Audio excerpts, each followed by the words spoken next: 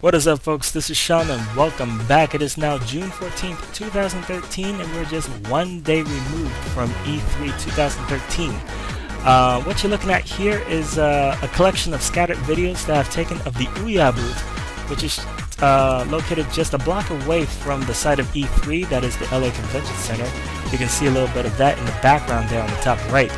Now, I've been visiting this booth a couple of times on my way to and on my way from the convention center, and I wanted to find out for myself, how can this thing compete with the likes of the Xbox One and PlayStation 4, as well as the current generation titles. And after talking with the crew here, it doesn't look like that's going to be the aim of the console, but rather is going to be a alternative venue for developers to release their games without having to deal with the high amount of red tape for developing for consoles from the big three, those being Nintendo, Microsoft, and Sony. It's also going to serve as an additional venue for gamers to get their games without having to break the bank. So, what you're looking at here is a controller in action. As you can see, it's wireless. And that's the Ouya itself, and that small little box, all it takes is in order to play games. As you can see, it's capable of some full 3D graphics there. And I guess I really shouldn't be really impressed with the size of the console and the visuals, because our cell phones are no slouches themselves.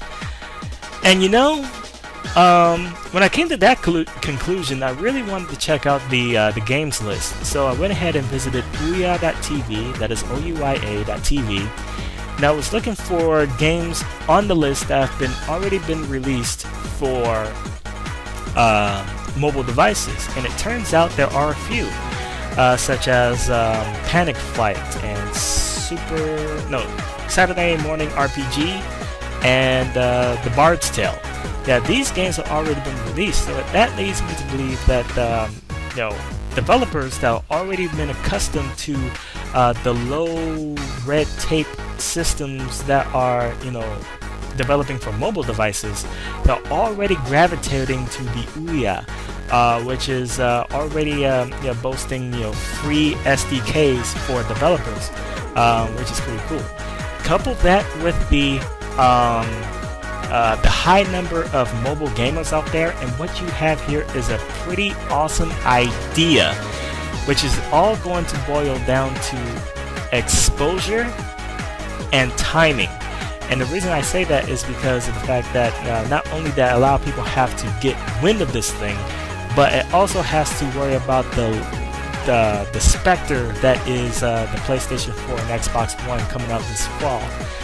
Alright, so enough about that. Let's talk prices.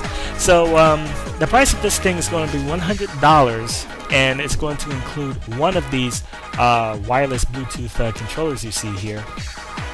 And as I said before, each of these systems are going to support up to 4 of these controllers at once. Additional controllers are going to sell for $50 each. Games are going to be made available through a store-like system within the system itself.